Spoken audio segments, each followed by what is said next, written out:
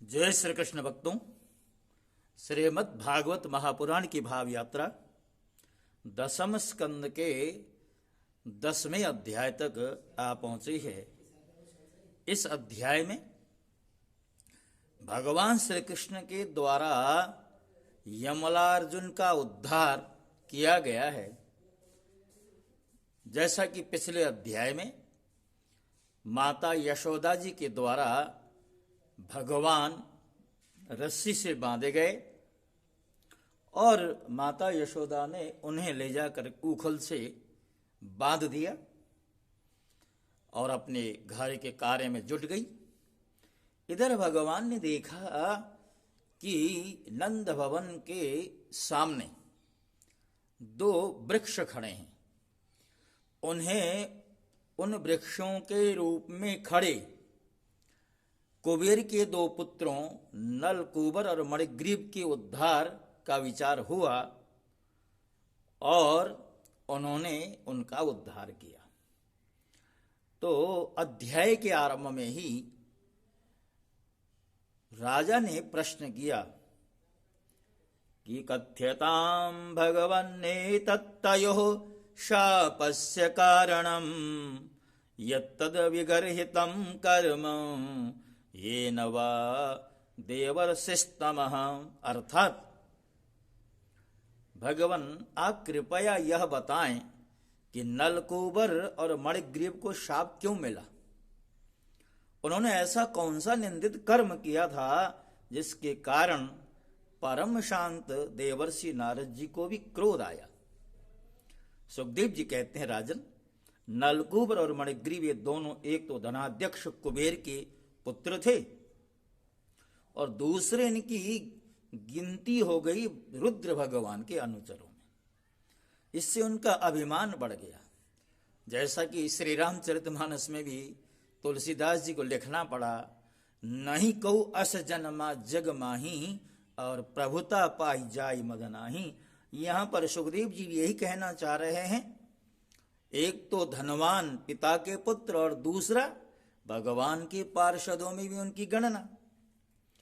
तो एक समय की बात है, दोनों नलकूबर और मणिग्रीव मंदाकिनी के तट पर कैलाश के रमणीय उपवन में वारुणी मदिरा पीकर मदोन्मत्त हो गए थे और नशे के कारण उनकी आंखें घूम रही थी।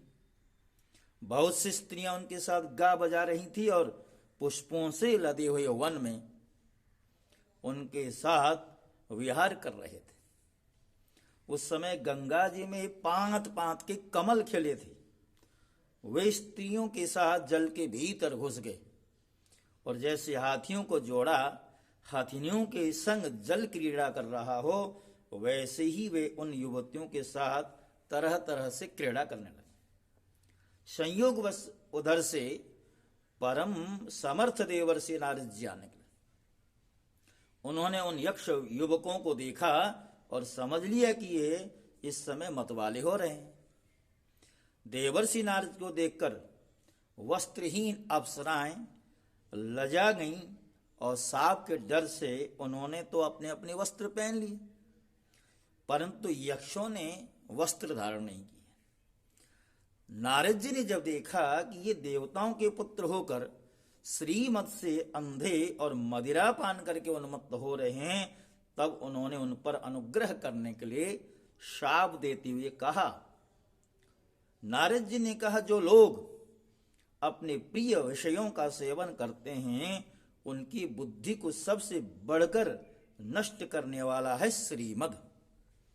धन संपत्ति का नशा, हिंसा आदि रजोगुणी कर्म और कुलीनता आदि का अभिमान भी उससे बढ़कर बुद्धिभ्रंशक नहीं, क्योंकि श्रीमद के साथ साथ तो स्त्री जुआ और मदिरा भी रहती है। ऐश्वर्य मद और श्रीमद से अंधे होकर अपनी इंद्रियों के वश में रहने वाले क्रूर पुरुष अपने नाशवान शरीर को तो अजर-अमर मान बैठते ही हैं और अपने ही जैसे शरीर वाले पशुओं की हत्या भी करते हैं।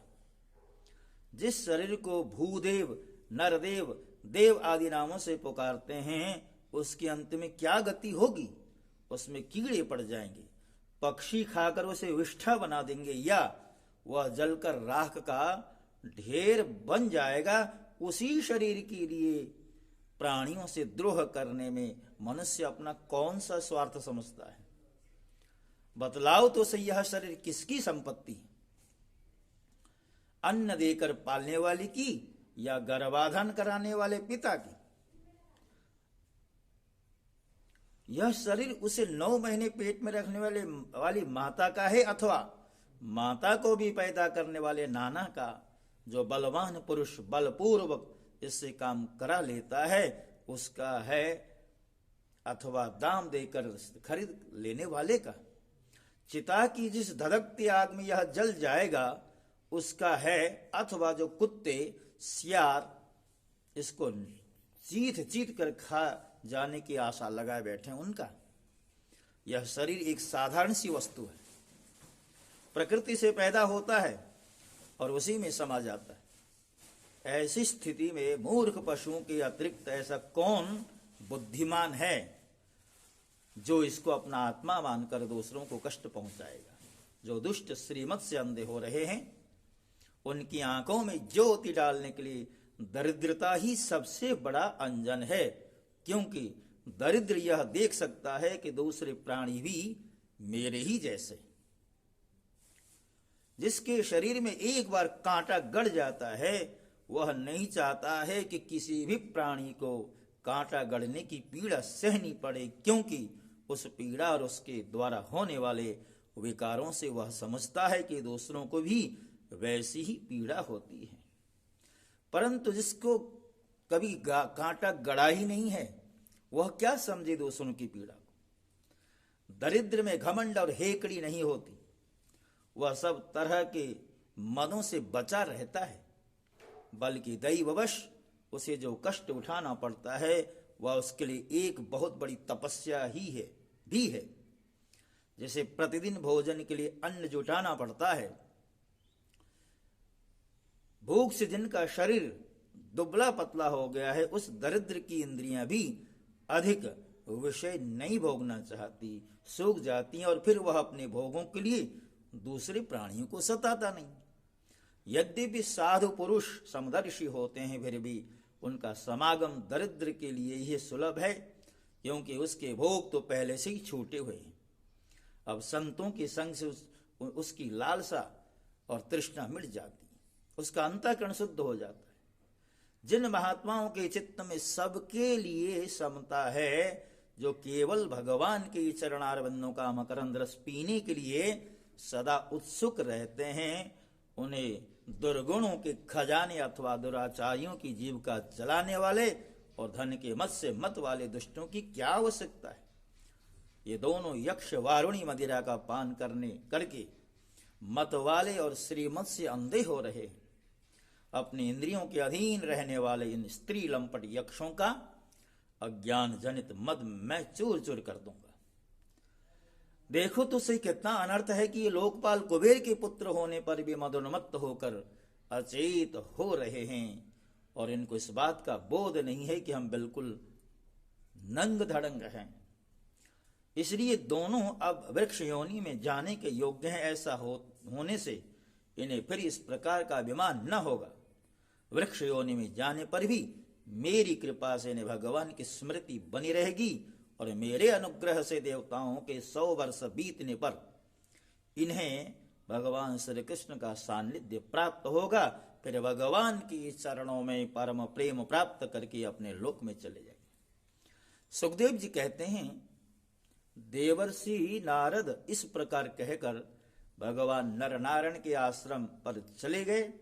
नलकूबर और मणिग्रीव ये दोनों एक ही साथ अर्जुन वृक्ष होकर यमलार्जुन नाम से प्रसिद्ध हुए। भगवान श्री कृष्ण ने अपने परम प्रेमी भक्त देवर्षि नारद जी की बात सत्य करने के लिए धीरे धीरे उखल घसीटते हुए उस ओर प्रस्थान किया जिधर यमलार्जुन वृक्ष खड़े थे।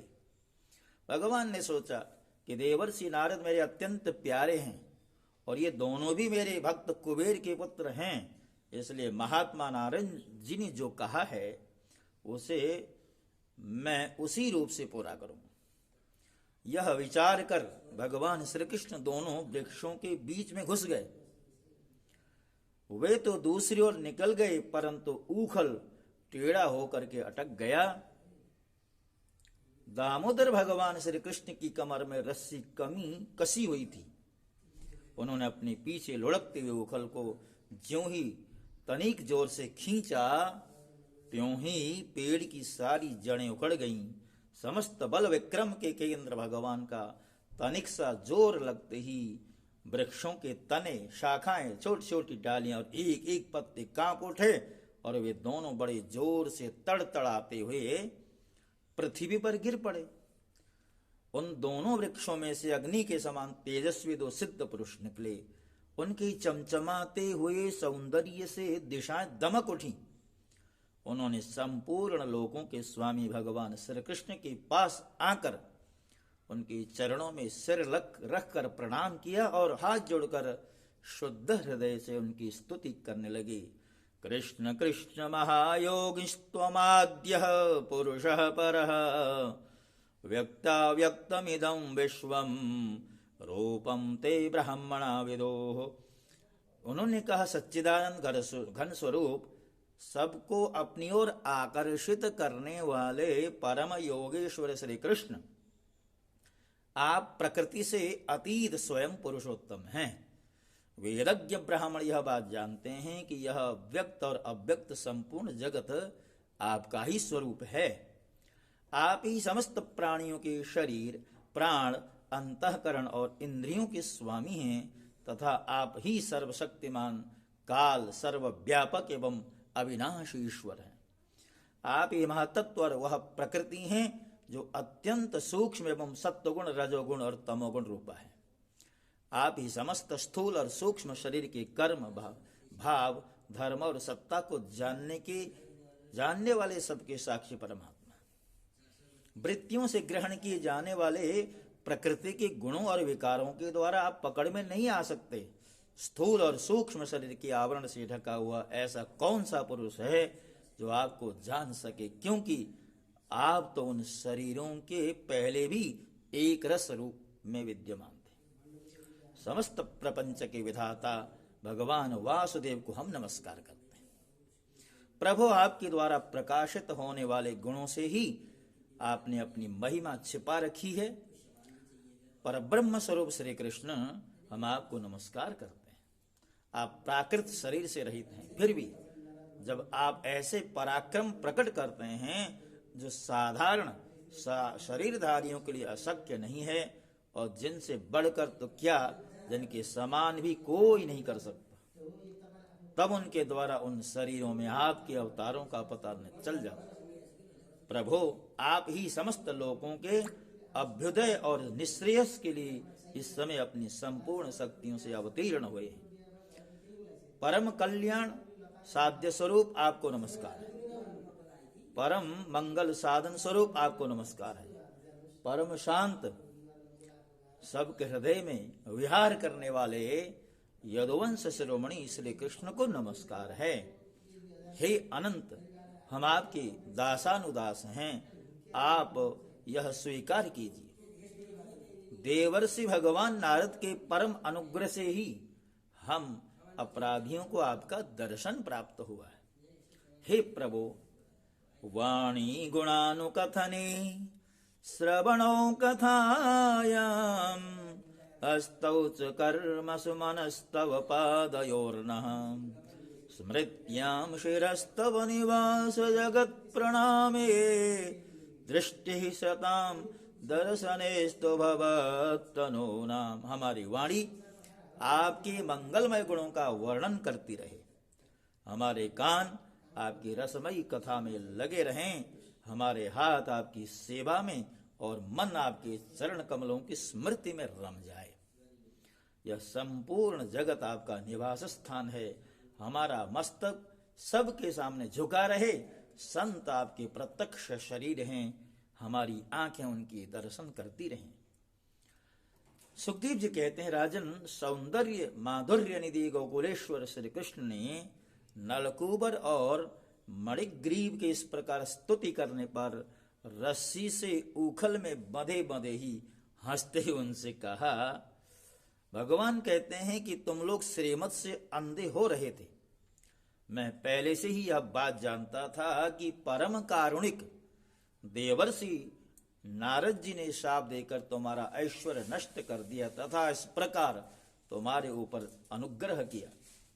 जिनकी बुद्धि समदर्शिनी है और हृदय पूर्ण रूप से मेरे प्रति समर्पित है, उन साधु पुरुषों के दर्शन से बंधन होना ठीक वैसे ही संभव नहीं है जैसे सूर्योदय होने पर मनुष्य के नेत्रों के सामने अंधकार का होना। इसलिए नरकोवर और मणिग्रीव, तुम लोग मेरे परायण होकर अपने अपने घर जाओ। तुम लोगों को संसार चक्र से छुड़ाने वाले अनन्य भक्ति भाव की जो तुम्हें अभीष्ट है प्राप्ति हो गई है। जब भगवान ने इस प्रकार कहा तब उन दोनों ने उनकी परिक्रमा की और बार बार प्रणाम किया। इसके पश्चात ऊखल में बंधे हुए सर्वेश्वर की आज्ञा प्राप्त करके उन लोगों ने उत्तर दिशा की यात्रा की। तो भक्तों, इसी के साथ साथ आज की जो श्रृंखला है, जैसा कि आप सबको ज्ञात है, प्रतिदिन एक ही अध्याय की श्रृंखला आपके समक्ष प्रस्तुत करता रहा हूं। अगले अध्याय के कोई भी प्रसंग अगर इस श्रृंखला में जोड़ दूं तो एक जो नियम हमने बनाया हुआ है उसका अतिक्रमण हो सकता है। इसलिए अगले अध्याय के संदर्भों को अब इस श्रृंखला में न जोड़ते हुए मैं आज की इस श्रृंखला को विश्राम दे रहा हूं। और आपसे एक ही तो निवेदन है, चैनल को स्वयं भी सब्सक्राइब कीजिए, अपनों से भी करवाइए, लाइक का बटन दबाइए और हो सके तो टिप्पणी में, जिसको अंग्रेजी में कमेंट कहते हैं, उसमें वो कुछ लिख भेजिए। हो सकता है कोई सुझाव आप देना चाहते हो वो भी दे सकते हैं। तो इन्हीं प्रार्थनाओं के साथ मैं आपसे विदा होता हूँ। जय श्री कृष्ण। ओम नमो भगवते वासुदेव।